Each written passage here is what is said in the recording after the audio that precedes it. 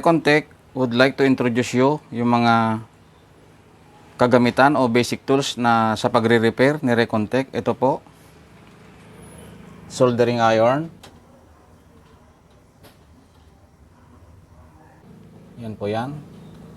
Siyempre may kasamang solda bolt.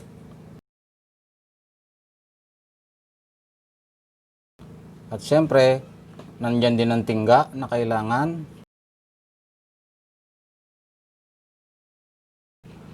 Multimeter, ito, digital. Side cutter. Ito. Long nose plier, ayan.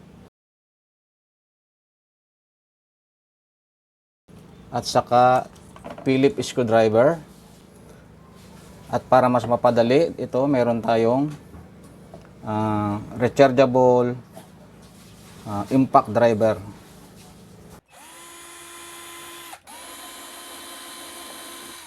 Ayan. At the same time, meron din tayong tweezer.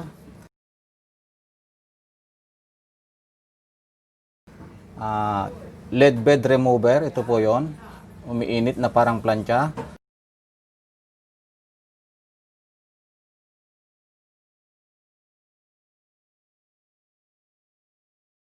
And meron din pong tayong lead tester.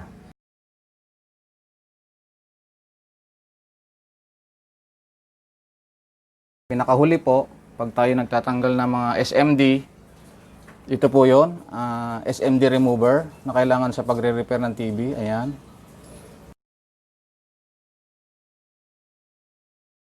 Kaya hindi po kayo mag-aatubili na magpagawa kay Recontech ng inyong mga appliances, lalong-lalo na po sa LED TV. Kung bago ka sa aking YouTube channel, i-click mo ang subscribe button at ang notification bell para ma-notify ka sa mga new videos ko. Salamat!